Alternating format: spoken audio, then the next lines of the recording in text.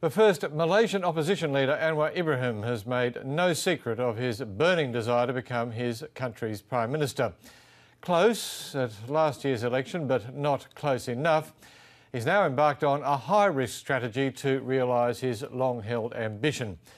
Mr Anwar has decided to take on the post of Chief Minister in Selangor, the richest and most industrialised state in Malaysia. His goal, to use his administration of Selangor as a showcase to vault him into the Prime Ministership. Anwar Ibrahim, welcome to the program. Thank you, Jim. Immediately after last year's election, you told me that you were planning to take a back seat in politics. These hardly seem like the actions of a man planning to reduce his workload.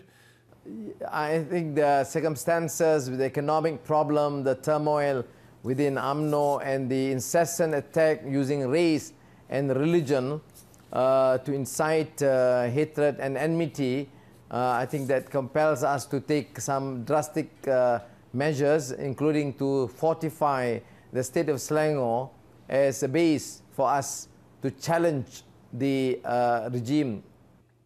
But why Selangor? There are other places in Malaysia where your party underperformed in the elections last year that could use your standing and profile to boost your side of politics, its national standing? Selangor is, of course, adjacent to Kuala Lumpur. The seat is between Kuala Lumpur and Putrajaya.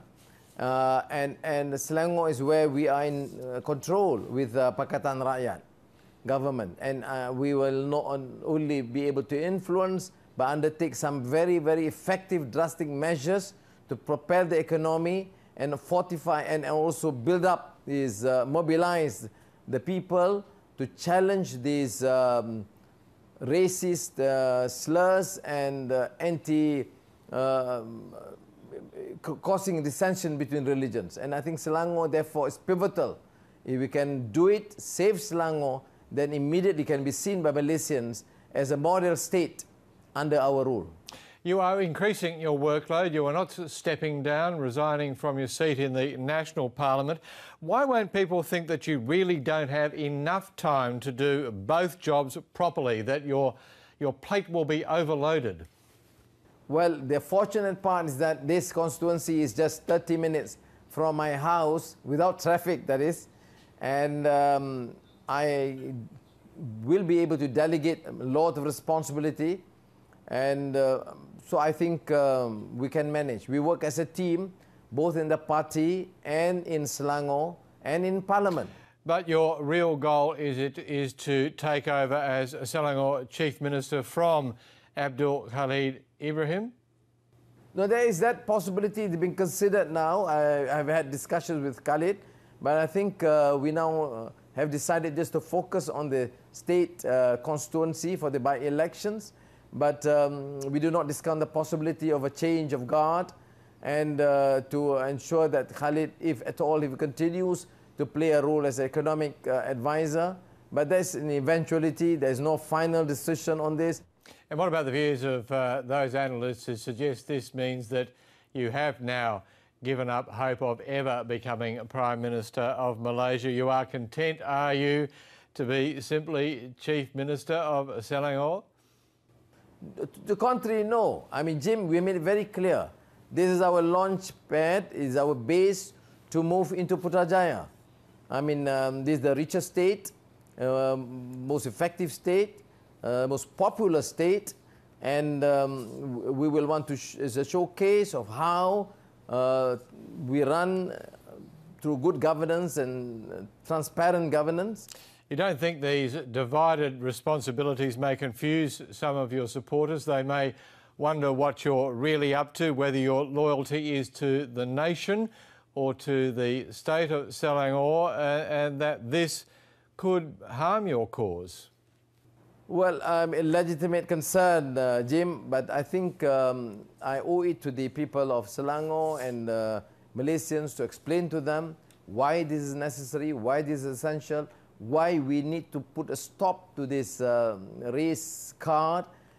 They know the Selangor is the address, the strategy, the thrust of our campaign is still economic policies, spiraling food prices, rampant endemic corruption, poor governance, monopoly. These are issues that we will continue to debate during the campaign.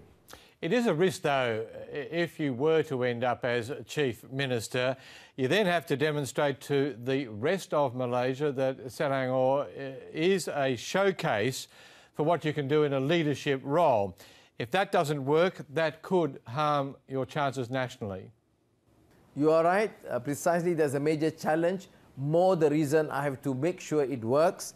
More the reason why we have to have a cohesive leadership strategy of the coalition.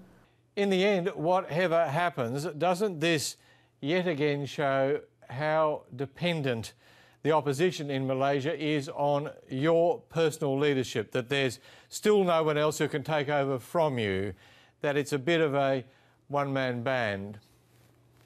Well, not quite correct, because Penang is being led by Guan Eng and reasonably well.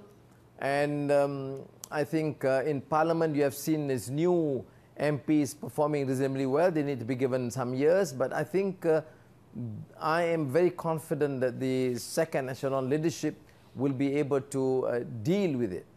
One final question. You are still before the courts. Your acquittal could be overturned. Wouldn't an UMNO campaign around sodomy charges undermine your appeal to voters in Selangor? Jim, they have done it for 15 odd years. Vicious, dirty machinations, using everything from agents to sex, and I have no qualms about they using that again. But I will not bow to threats. I will not surrender just because of the machinations of the dirty leaders. Anwar Ibrahim, once again, thank you very much. Thank you, Jim.